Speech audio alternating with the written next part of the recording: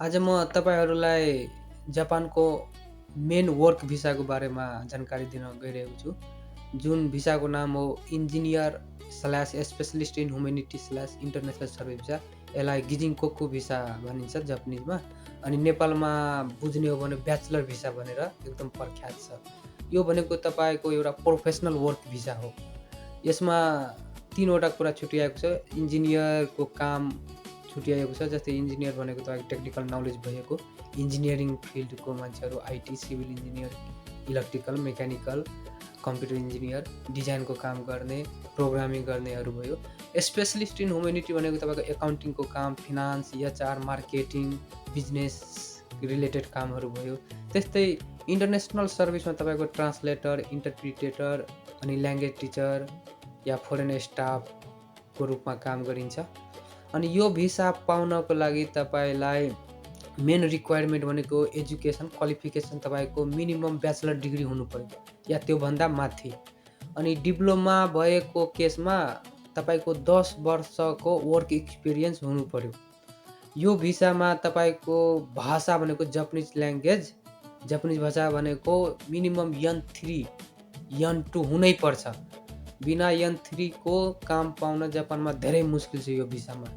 त्यही भएर सरकारले यही अप्रिल मिडदेखि तपाईँको N2 मिनिमम रिक्वायरमेन्ट गर्न गइरहेको छ, लगाउन गइरहेको छ नियम।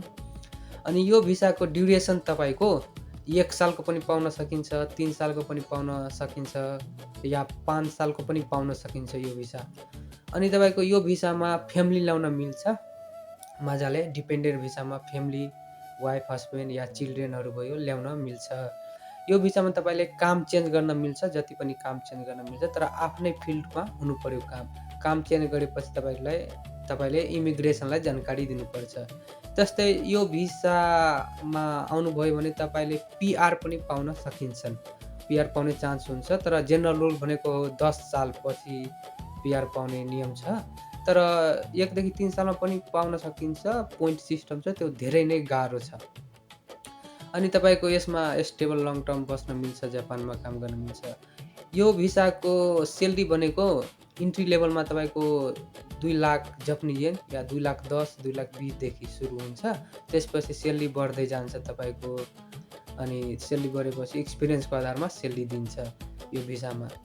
अनि यो भिसाको लागि तपाईँको यो भिसामा जापानिज जस्तै तपाईँको सेलेरी हुन्छ। जापानिज वर्कर हुन्छ तपाईँसँग काम गर्ने, सेम हुन्छ या त्योभन्दा बढी पनि हुन सकिन्छ। यदि केही जानकारी अझै चाहियो भने भिसाको बारेमा मलाई म्यासेज गर्नुहोला, फलो गर्नुहोला।